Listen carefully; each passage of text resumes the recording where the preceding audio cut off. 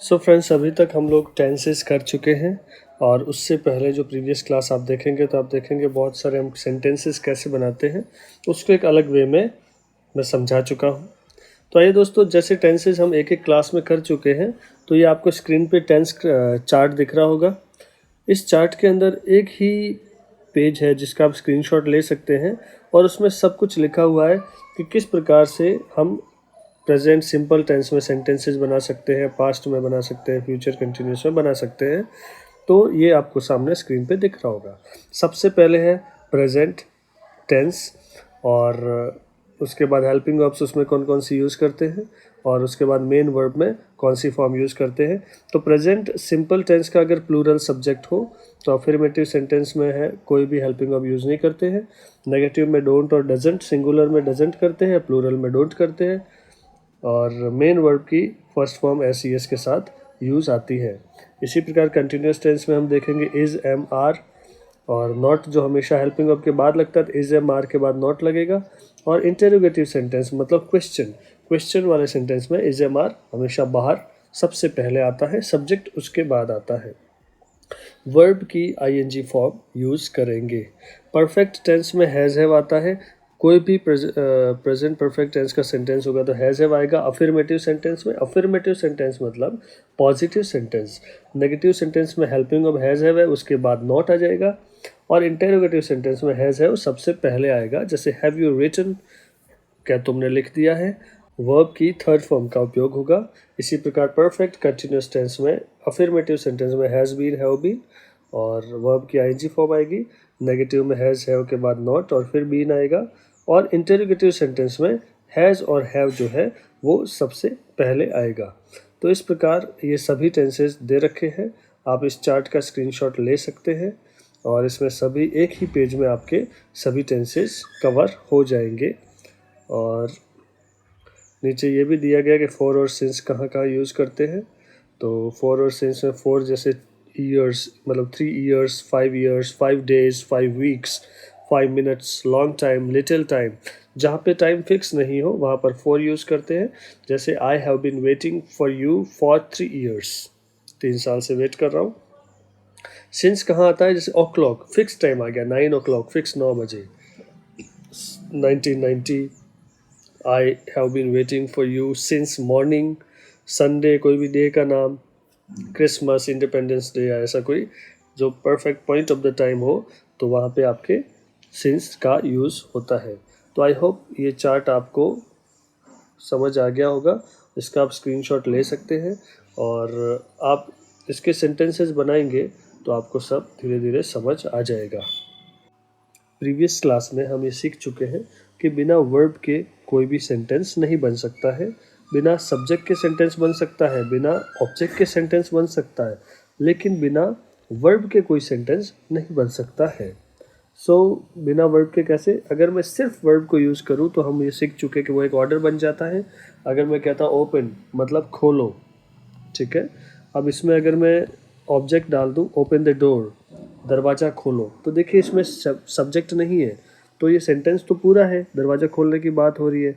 इसी प्रकार अगर मैं ऑब्जेक्ट नहीं डालूँ और मैं आई ओपन ऐसे कह दूँ, मैं खोलता हूँ, तो अगर किसी ने आपको बोला कि दरवाज़ा खोलो और आप बोलते हो मैं खोलता हूँ, तो इसका मतलब यही निकलता है कि हाँ दरवाज़ा ही खोलोगे। तो ऑब्जेक्ट नहीं है फिर भी सेंटेंस बन सकता है। तो वर्ब बहुत ही इम्पोर्टेंट चीज़ होती है हर एक सेंटेंस में, किसी भी लैंग्वेज में। चाहे हिंदी भाषा है तो क्रिया बहुत ही इम्पोर्टेंट चीज़ होती है। तो ओपन ये एक वर्ब की फर्स्ट फॉर्म है। अगर ओपन की थर्ड फॉर्म लगा दी जाए तो ये हो जाता है ओपन्ड। तो ओपन का मतलब खोलो, ऑर्डर है। और ओपन्ड, ओपन्ड मतलब खुला हुआ, मतलब खोल दिया गया। जो खुली चीज़ है उसको बोलते हैं ओपन्ड। इसी प्रकार क्लोज का मतलब होता है बंद करो, और क्लोज्ड मतलब बंद किया हुआ, बंद। जैसे क्लोज्ड बॉक्स, बंद बॉक्स, बंद किया हुआ बॉक्स, ठीक है। ओपन्ड डोर, ओपन्ड डोर मतलब खुला हुआ दरवाज़ा। इसी प्रकार ब्रेक, ब्रेक मतलब होता है तोड़ो, टू ब्रेक मतलब तोड़ना। वैसे ही इसकी थर्ड फॉर्म होती है ब्रोकन, ब्रोकन मतलब टूटा हुआ, तोड़ दिया गया। जो टूटी हुई वस्तु होती है वो ब्रोकन होती है। हम लोग सुनते हैं ना, ब्रोकन हार्ट, टूटा हुआ दिल, ब्रोकन ग्लास, टूटी हुई ग्लास।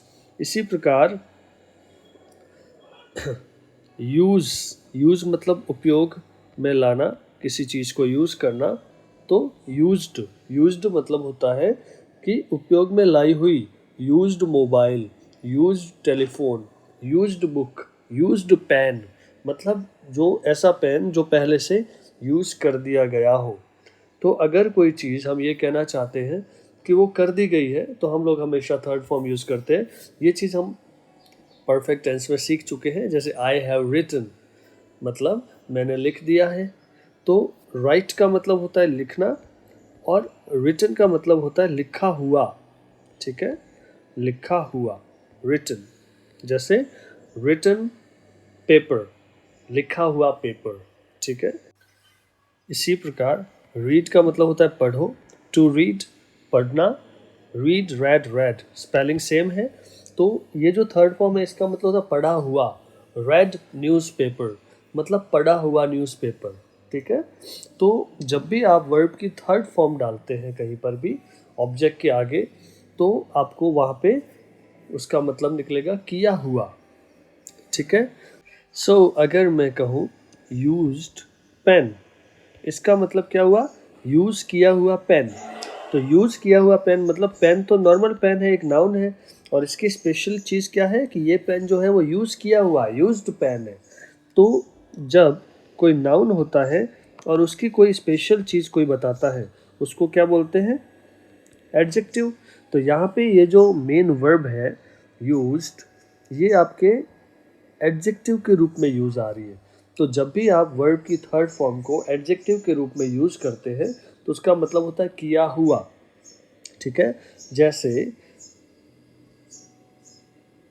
ब्रोकन ग्लास, टूटी हुई ग्लास।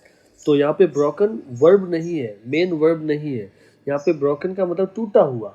तो यहाँ पे ये एक एडजेक्टिव के रूप में यूज़ आया है। तो किसी भी वर्ब की थर्ड फॉर्म को आप एडजेक्टिव के रूप में यूज़ कर सकते हैं। और जब आप एडजेक्टिव के रूप में यूज़ करते हैं तो इसका मतलब होता है किया हुआ। तो जैसे खुला दरवाज़ा, ओपन्ड डोर, ओपन्ड डोर, खुला दरवाज़ा। बंद बक्सा, क्लोज्ड बॉक्स। ठीक है। सोचा हुआ आइडिया, थिंक मतलब सोचना, थॉट। ठीक है। Thought idea, already thought. ठीक है, सोचा हुआ आइडिया। इसी प्रकार वॉच्ड मूवी, वॉच्ड मूवी मतलब देखी हुई फिल्म। ठीक है, वॉच्ड मूवी, देखी हुई फिल्म। यहाँ पे वॉच्ड क्या है, यहाँ पे एडजेक्टिव के रूप में यूज़ आया है। तो ये आपको आई थिंक समझ में आ चुका होगा। अब देखिए दो सेंटेंसेस करते हैं और उसमें डिफरेंस समझते हैं। अगर मैं कहता हूँ आई हैव, ये हम सीख चुके हैं। आई हैव का मतलब क्या होता है, मेरे पास है। अगर मैं ये कहता हूँ I have a movie, I have a movie मतलब मेरे पास एक मूवी है। ठीक है ना। या फिर मैं ऐसे कहूँ आई हैव अ टिकट, मेरे पास एक टिकट है। अब अगर मैं यहाँ पे ये कहूँ आई हैव बॉट, मैंने खरीद ली है। ये दोनों सेंटेंस हम पहले कर चुके हैं। अगर हैज़ हैव के बाद कोई वस्तु आ जाए, ऑब्जेक्ट आ जाए, तो वह वस्तु अपने पास होती है। और अगर हैज़ हैव के बाद वर्ब की थर्ड फॉर्म आती है तो इसका मतलब होता है कि वो चीज़ हमने कर ली है, काम हो चुका है, बॉट मैंने खरीद लिया है। अब देखिए अगर मैं ऐसे कहूँ आई हैव वॉच्ड मूवी मतलब मैंने मूवी देख ली है।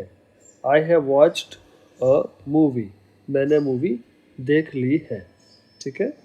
इसी प्रकार I have broken a glass, तो इसका मतलब होता है कि मैंने ग्लास तोड़ दी है।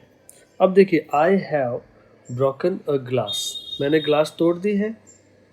अब देखिए यहाँ पे अगर हम ये कहते हैं ए को हटा दे एक बार और हम ये सोचते आई हैव ब्रोकन ग्लास, मतलब मैंने ग्लास तोड़ दी है। अब आई हैव मेरे पास है ब्रोकन ग्लास, टूटी हुई ग्लास। तो आई हैव ब्रोकन ग्लास, इसका मतलब क्या हुआ, मेरे पास टूटी हुई ग्लास है।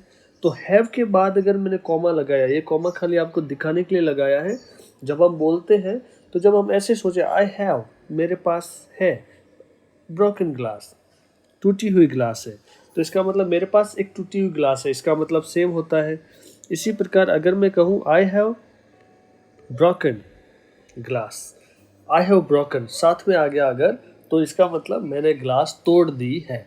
तो अगर मैं कॉमा नहीं लगाऊं तो सेंटेंस सेम है, लेकिन आप किसको किस तरीके से बोलते हैं उस पर डिपेंड करता है। अब देखिए इसमें हम लोग कैसे डिफ्रेंशिएट कर सकते हैं। डिफ्रेंशिएट करना मतलब कैसे हम अलग अलग कर सकते हैं। तो देखिए आई हैव और आई हैव। अब अगर मैं ऐसे कहूँ I have a broken glass, a broken glass मतलब एक टूटी हुई ग्लास।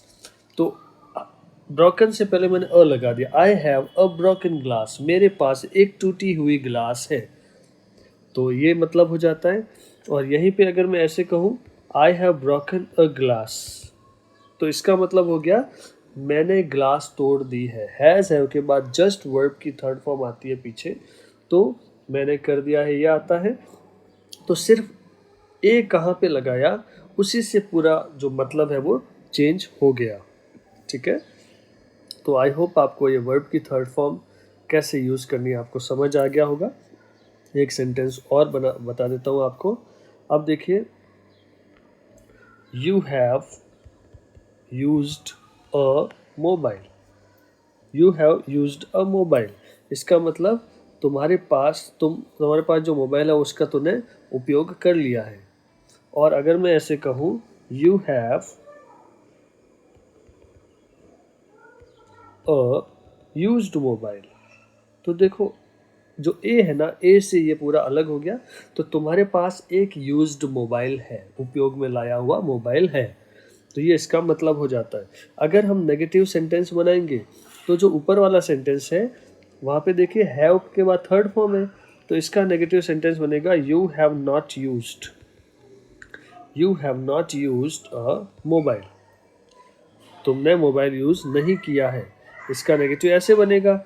और अगर ये you have a used mobile का नेगेटिव बनाते हैं तो ये ऐसे होगा you don't have a used mobile, तुम्हारे पास यूज्ड मोबाइल नहीं है।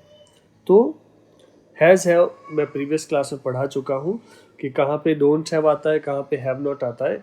आप प्रीवियस क्लासेज ज़रूर पढ़ें। आपको अगर ये क्लास पसंद आ रही है तो प्लीज़ इसको लाइक करें, वीडियो को शेयर करें अपने दोस्तों के साथ, और यूट्यूब चैनल को भी सब्सक्राइब करें, इसका कोई चार्ज नहीं है। So you don't have a used mobile, तुम्हारे पास यूज्ड मोबाइल नहीं है। किसी चीज़ का पास नहीं होना होता है तो डोंट हैव यूज़ करते हैं, और कोई काम पूरा नहीं हुआ है तो हैव नॉट यूज़ करते हैं। तो इसका क्वेश्चन इंटरोगेटिव सेंटेंस कैसे बनेगा, तो पहले का जो इंटरोगेटिव सेंटेंस बनेगा वो बनेगा have you used a mobile, क्या तुमने एक मोबाइल यूज़ किया है, have you used a mobile. और सेकंड का do you have a used mobile, क्या तुम्हारे पास यूज्ड मोबाइल है, उपयोग में लाया हुआ मोबाइल है। सो आई होप आपको समझ आ गया होगा कि वर्ब की थर्ड फॉर्म लगाते हैं तो उसका मतलब किया हुआ हो जाता है। अब अगर ओपन्ड जो मेन वर्ब की थर्ड फॉर्म है उसके आगे अगर अ लगा देते हैं या उसको किसी तरीके से हेल्पिंग ऑफ हैव से अलग कर देते हैं तो उसका मतलब किया हुआ हो जाता है, किया हुआ काम, मतलब वो एडजेक्टिव के रूप में यूज आता है। और अगर हैव के साथ अगर वर्ब की थर्ड फॉर्म आती है तो हम कहना चाहते हैं कि हमने वो कर दिया है। इसी प्रकार के सेंटेंसेस जब हम बनाना सीख जाएंगे तो नेक्स्ट क्लास में मैं आपको एक्टिव और पैसिव वॉइस बहुत ही आसान तरीके से मैं आपको सिखाऊंगा। सो आज के लिए इतना ही, और इसके सेंटेंसेस आप ज़रूर बनाएं। और सीखे भी लिख के और बोल के। और जितना आप सीखे हैं इंग्लिश को आप बोलना शुरू करें, डेली रूटीन में यूज़ करना शुरू करें, तो आप इंग्लिश बहुत जल्दी सीख जाएंगे। So next, active passive voice. अभी तक जितने भी हम टेंसेस किए हैं उन टेंसेस को यूज़ करते हुए हम एक्टिव वॉइस और पैसिव वॉइस सीखेंगे। बहुत ही आसान भाषा में सीखेंगे पहले इजीली, और उसके बाद हम एक्टिव को पैसिव में और पैसिव को एक्टिव वॉइस के जो सेंटेंसेस में कन्वर्ट करना भी सीखेंगे। So that's all for today. Thanks for being with me. Thank you. Videos ज़रूर लाइक करें, शेयर करें अपने दोस्तों के साथ, और इस यूट्यूब चैनल को ज़रूर सब्सक्राइब करें और ढेर सारा प्यार दें। Thank you so much.